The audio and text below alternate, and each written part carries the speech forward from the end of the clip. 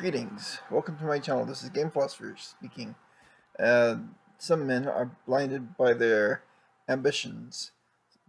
That can be interpreted either in an allegorical sense or it can be interpreted literally. And in this case, it was literal because Vasilakes was a Roman rhetorician who grew up in a very chaotic time of the Eastern Roman Empire. And I will probably end up doing more videos on Eastern Roman thinking, both the theology, the philosophy, and all in the future. But without further ado, Vasilakes, he was a powerful man, and he actually did a bid for emperor. But the emperor sent his greatest general, who would eventually be called Emperor Alexos Komnenos, to go up and attack, ambush, and subdue this guy. So what happens is uh, they take this ambitious guy who has a lot of great intellect, and they rip out his eyes. Because back in that time, there was a punishment for treachery called blinding.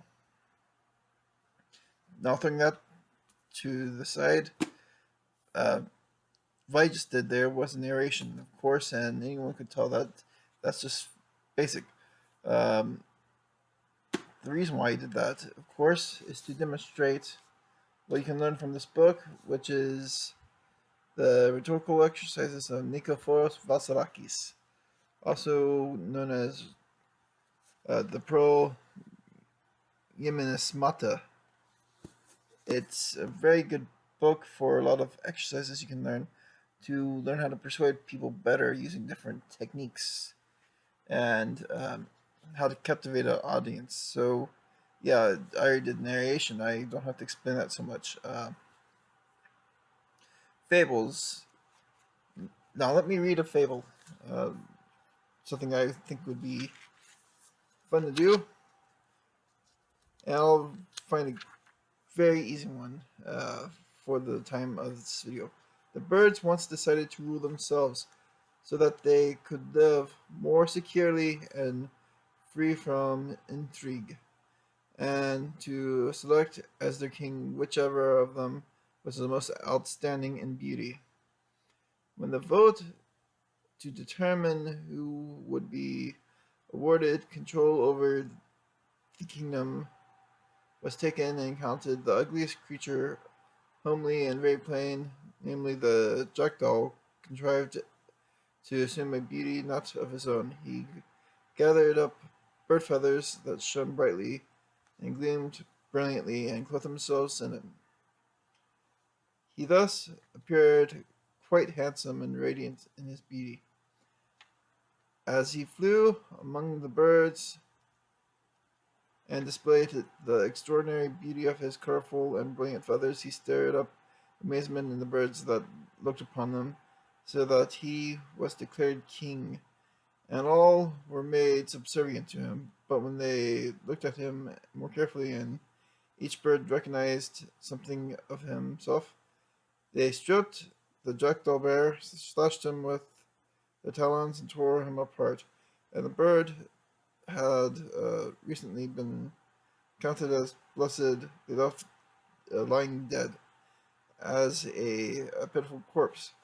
And so, in the same manner, all who pretend to be exceptional and blessed by putting on disguise when the pretense has been discovered lose their very life amidst the ridicule. So, what we see here is this very interesting story about animals, and usually it displays some type of moral message.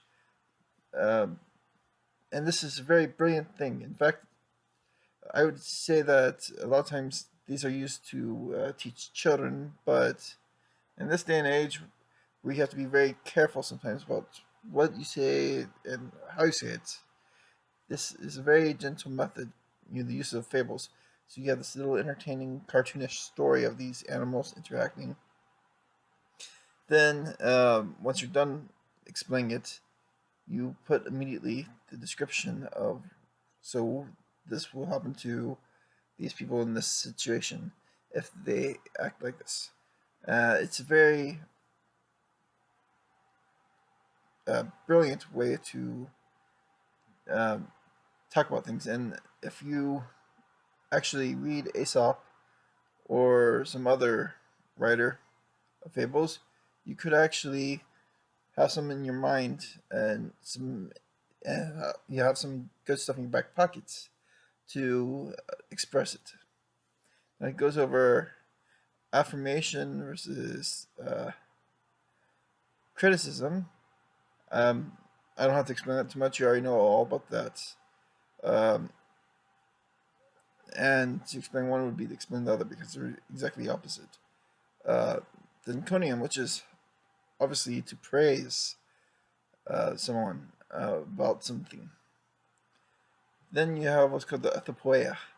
Now, the ethopoeia is actually something that Aristotle talks about as well, but unlike Aristotle, Vasilakes, what he has is this vast amount of actual examples of it. So you could read several different characters being portrayed, saying this or that.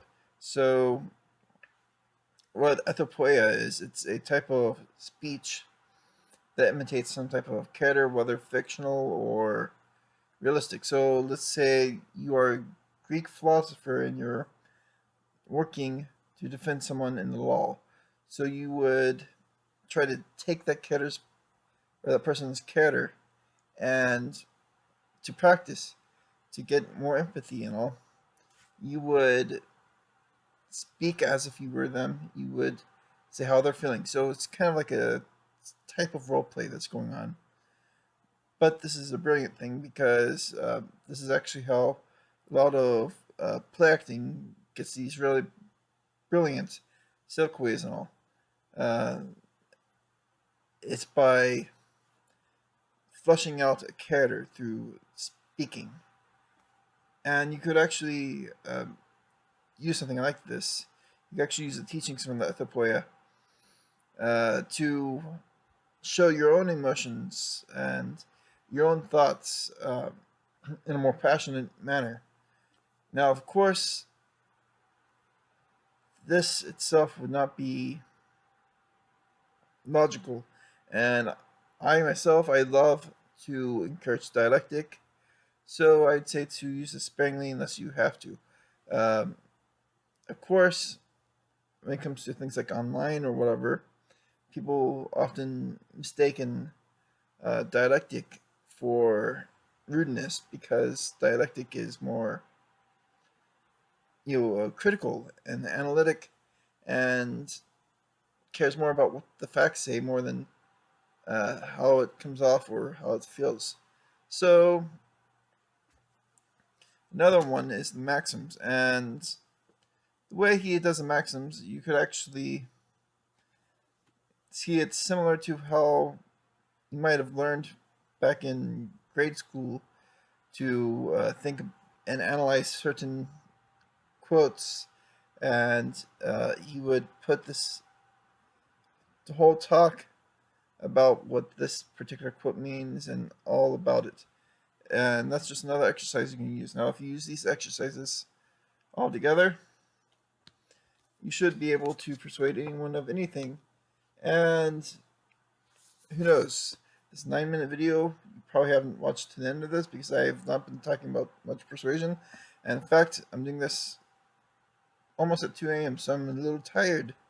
So, signing off.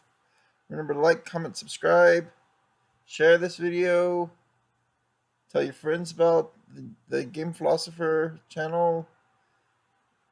Just help me out so I can have more excellent content, if possible, so I can have more practice, some more information to spread to you guys.